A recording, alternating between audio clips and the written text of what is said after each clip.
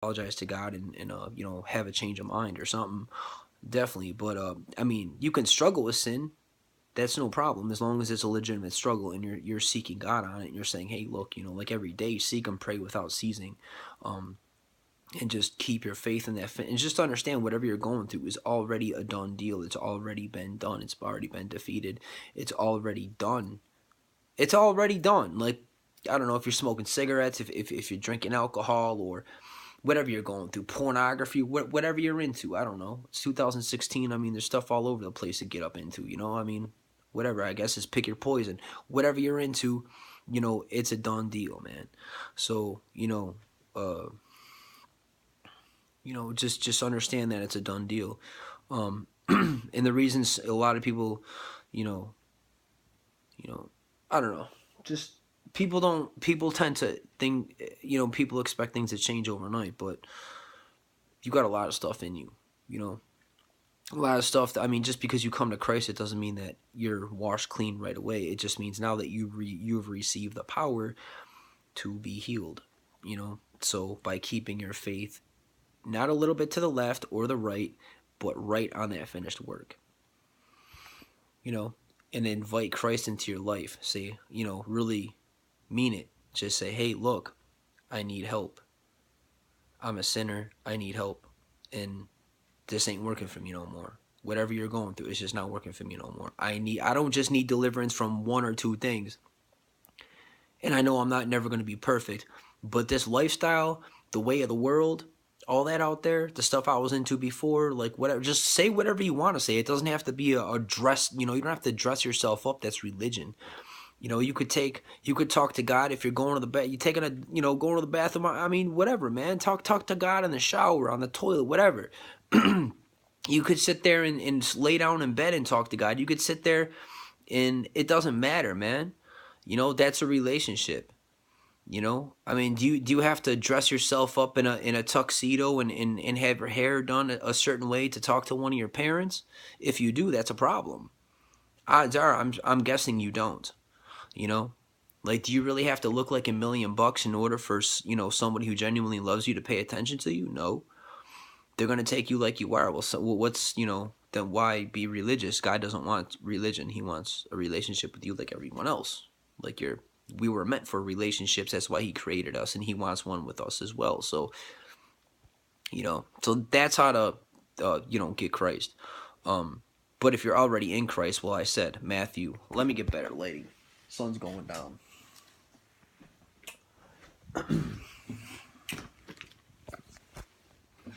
It's a little bit better there. Now I'm by the window, but you know, so yeah, I just, I really want to, because I know videos like this can make, somebody feel better around these kind of on days like this, you know. So I mean, basically, what a Matthew 24 through 34 is talking about, those 10 verses at the end of Matthew chapter 6, is God is just saying, look, I mean, He knows exactly what you need when you need it. He knows exactly what you're going through. He knows the injustice. He knows everything. He knows everything. He knows every time, every thought, every time you blink your eyes. He knows. I mean, I don't know how, but He does. Everything is accounted for, man. Everything is just like, you know, and to try to wrap your brain around something like that. If you're gonna base your beliefs off of something that if you have to understand God in order to really believe God, then you're never gonna believe God, because you can't believe somebody who you can't figure God out. We weren't meant to figure God out. You know, doesn't mean you have to be blind. It doesn't mean you have to take your brains off and throw them on the garbage can and just kind of like blindly follow God. It doesn't mean that. I mean, there's a lot of explanations out there that talk about who God is, but there's also things that God, just is probably not going to tell you, you know? So at that point, you just kind of have to walk by faith and not by sight, and understand that God is God, and you don't have to have all the answers. Um, but I mean, if you need deliverance from something, or something, like if you have a problem, just give it to God, and be open and honest with Him. That's all. Even if it's belief or faith or whatever, I don't know. Whatever. If you're not entirely convinced of Christ or the Bible or even God Himself. I mean, Christ is God. But you know what I'm trying to say. I mean, whatever you're struggling with, it could be something earthly, spiritually, whatever. Or like I said, you mothers out there, but you know, but yeah, I mean, I don't. I mean, sometimes I do forgiveness. I make videos like this about forgiveness, because I think it's important, especially in situations like well, I mean, situations like anything, but especially situations like this. Forgiveness can be very, very key. Well, it is very key. So, but trust me, God sees everything. He sees everything. Even if your son or daughter is delirious, and there's a good chance that your son or daughter is just like, I don't know, And I know how frustrating it can be to, I'm just taking for granted you had the chance to really tell your kid the truth in a real, pleasant way. Hopefully you weren't, being mean towards the mother or father of the child. Hopefully you were being civil about it, but you come out and you tell the truth, and you're not really expecting your kid to run back to you and say, "Oh, daddy, mommy," but it's to have your son or daughter just like kind of ignore the truth, and then just to kind of run back to the, just what I mean by run back is just like completely disregard the truth, and then just kind of say, "Oh, that's the truth. Oh no, I'm not even worried about that," and just like kind of sidestep the truth and just kind of fall back into the arms of the abusive parent. It's just like, dude, are you serious? Like, I don't know. Like, try to wrap your brain around that instead of God. I mean, you have a better chance on trying to figure that out, but it's probably not going to happen because I can't figure it out. But hey, look, I was never in a position like that, and there's a chance that you were never in a position of whatever you're going, so, but you just have to, really give your son or daughter some slack. I mean, obviously, if they're disrespecting you, that's a different story. Don't take that. I mean, nobody deserves to be disrespected. But especially if you're the real mother or father of that, if you're the biological mother or father of that child, then that child needs to respect you. Um, you know, but I don't know. But I'm just basically sitting here. I'm just connecting with you, you know. And I'm just letting you that God knows everything. So, you know, you don't never have to worry about because I know it's easy to get into a place like, oh, nobody understands and nobody knows and da da da da da. I mean, it could be one of those it can be on this planet, you know, like people don't know what goes, like that's the difference between God and people.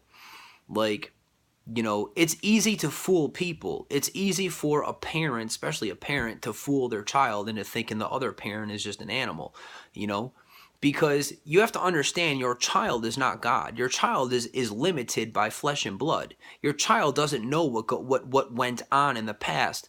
Your child doesn't know really anything outside of what, his or her parent, and whoever else is telling. I mean, you have to understand, like there's a chance that, there's a chance that this, your ex, the one that the child is living with, there's a huge, and this is how it happens a lot of times. You have, they have it's what you call an entourage. It could be just consisted of one or two or three people. It doesn't have to be a whole bunch of people, but usually it's family or close relatives or friends or something, that might have known you or really came, whatever, so you never really know, like and those people could be coming forth and saying, hey, look, what your mom is telling, your mom is telling you the truth. Your father or your mother is no good. I'm not saying that's happening in your circumstance, but it happens in a lot of circumstances like that. And you have to understand that, that's the difference between your child and God. You just kind of look at the circumstance and you're like, how can this be? How can people be so blind? Because people are limited. People don't know. People can't see, like, through walls, and people can't see, like, into the future, and, like, people can't do that. Like, people, like, because your son or daughter or whoever, is being fooled by these people or person or whoever, in any situation. It doesn't necessarily have to be a situation such as this. It could just be any situation. Like, people are limited. Like, I know all too well what it's like to look at a situation and be like, dude, how could people be so, like, even after the truth, people are just so blind. It's because, look, you tell the truth, you're telling the truth, but to somebody else, they don't. How do they know it's the truth? For all they know, yeah, I mean, you're sitting here saying, well, this person over here is, did something wrong, and I'm trying to tell you the truth. You're telling the truth. God knows you're telling the truth. Look, I believe you. You're telling the truth. I mean, I hope you are. But you can't expect your kid or, to really, like, because your kid doesn't know, your kid is just basically, for whatever reason, I don't know, maybe the kid doesn't know you, like my kid doesn't know me. I don't know. I mean, it's easier to believe somebody who you've known your whole life versus somebody who you've, only met a handful of times and she doesn't even remember those. I mean, come on, dude. I do as clear as day, but she was a little baby. She didn't know me, so she basically has two choices: to run with, what her mom says. Her mom has just been with her every day, she doesn't know me. And I don't know, there's probably a good chance that you've been separated from your kids for quite some time. So you have to take that into consideration and understand that, look, you're telling the truth. And so does God. And, but as far as your kid goes, you have to understand, and, it could be hard, but you have to understand that, because when you tell the truth about something and you're just overlooked, like, it's hard enough to come out and tell the truth as it is.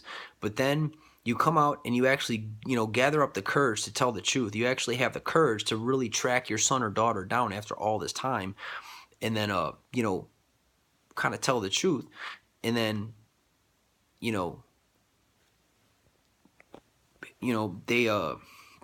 your son or daughter or whoever, doesn't believe you. Well, they don't know. They don't know. I mean, but they don't know. I mean, they have to make a choice between the parent that they're living with and then you. You don't know what they've been told. I mean, you don't know.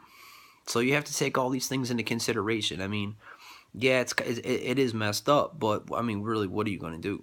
So at that point, that's the point that I got to, a little while ago, and that's kind of like why, I don't know, like when I do videos like this on forgiveness, I do tend to touch on that because that's one, not the only experience. My whole life does not revolve around one situation, but it happens to be one of the more, severe situations in my life. But, I use that as an example when I do videos for forgiveness. But, so, but I know all too well what that is like. I really, really do. And it could be very, hurtful, and it could be frustrating, especially because, like, dude, I'm telling the truth. Like, I have no reason to lie about this. And, like, like, basically all the other person has to do is, kind of put their common sense into work, and they can kind of come to a common sense conclusion. Like, I don't know. But really, you have to understand that at the end of the day, they're not God. They don't know. That, I mean, there's no proof for anything.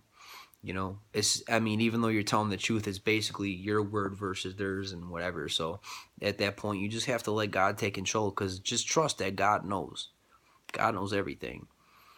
So, just let it go. Just let it go and just let God take control of it. And it's, that simple. So, all right. Read Romans 10:9, John 3.